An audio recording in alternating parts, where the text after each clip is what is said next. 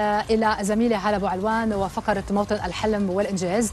رح نتعرف على قصة تأسيس شركة مايكو بدبي واللي بتركز على تمكين المشاهدين والمبدعين، وذلك من خلال ميزات فريدة مثل الربح أثناء المشاهدة، التمويل التشاركي والإبداع بالمحتوى، والمصدر يلي ألهم الفريق لإنشاء هالشركة.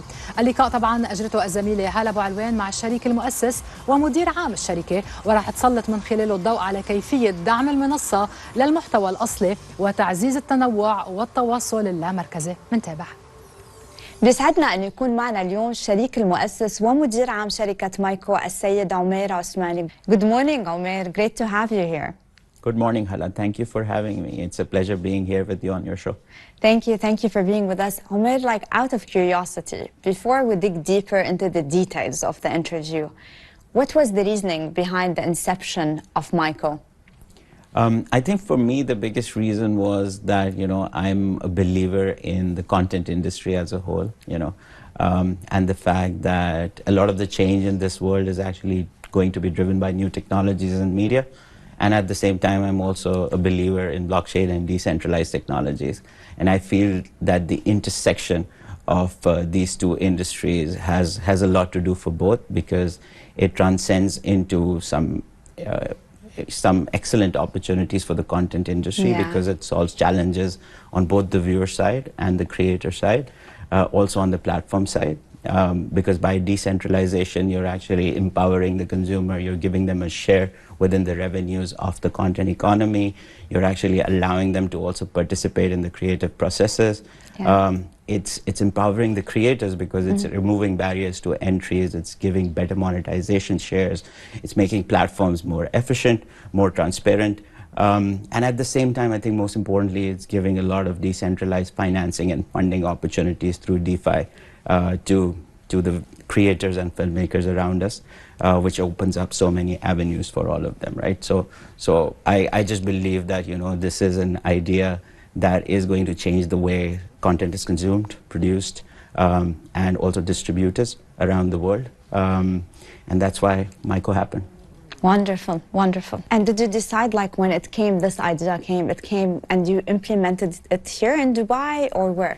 Yeah, so I didn't choose Dubai. It's actually an interesting one that Dubai actually chose me, because it's interesting because I was actually working as the head of marketing. My early career was all media, but then I moved into financial services, and I was working as the head of marketing of a bank in Pakistan, which is my native country. And one of the co-owners and the vice chairman of the bank was actually one of the largest groups here. So from there on, they invited me to come and work here, and my last role within Dubai was actually as the chief marketing officer for the Gargash Group. It's one of the largest conglomerates here. So Dubai chose me, but I think I'm very Dubai always has an eye to pick up like great brains. Yeah, Dubai does, and I think they have that eye, and they have this innate leadership capability. Yes. Dubai, the people of UAE, themselves, because I've traveled the world, and essentially I can tell you that there are very, very few nations in the world that can identify talent and then empower that talent at the highest level. Absolutely. And at times they tend to empower you, beyond you can even imagine, because, they are that transparent. Yes. So that's one of the reasons for the success. Absolutely. And Umair, also, like, another curiosity I have, because now the trend is Web3 video streaming platform. Everyone is having these great ideas. What makes Myco different? If I want to, like, now go and tell someone about Myco, everyone says, okay, there's so many. Yeah. What is your unique value proposition which makes you stand out, like, in this market? See, I think ideas, a lot of people have ideas, right? But it actually boils down to the execution. And while I know that we were actually the first Web3 streaming platform in the world that started in 2021, at that time, obviously, the platform was a beta platform. We progressed a huge way. But more importantly, I know there are others that have come up, in different parts of the world. but essentially the fact that we've been able to provide to the consumer the content that they eventually need. You know, in the past 2.5 years, Myco has streamed more than 100 plus live sporting events, which includes, you know, all the popular sports like the Cricket World Cup. You know, we've done the English Premier League, we've done tennis, MMA, squash. There's a lot that's been done. But more importantly, I think when I talk about empowerment, you know, we have got more than 7 million users today, and those 7 million users are truly empowered in the sense that they have an economic stake within the revenue of the platform, because we believe that in this new age, the users need to have more than just a passive consumption role within the economy, right? So they're actually getting a share of the monetization as part of the revenue. They're able to also contribute to the creative economy. They have voting rights, you know, they have governance rights. And with that, what we've been able to do is that we've been able to produce more than 200 originals.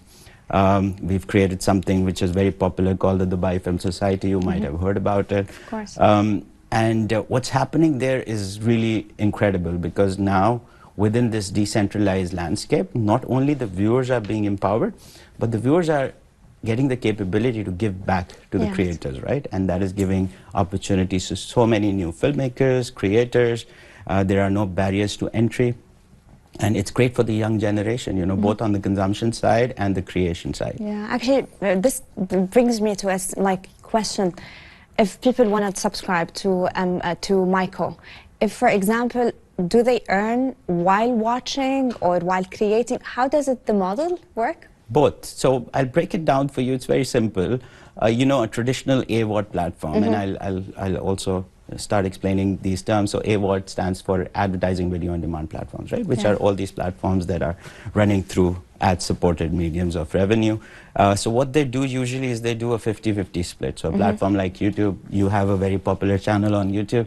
So on your channel, there's going to be like a 50% of the revenue that YouTube makes on your content because of the ads that are coming in. They would essentially give to you 50%, they'll keep themselves, right? Within a decentralized landscape, we believe that the platform is only a facilitator. It's only a medium of exchange. And the platform needs to be an on-chain medium of exchange, which means that the platform should not keep part of that revenue.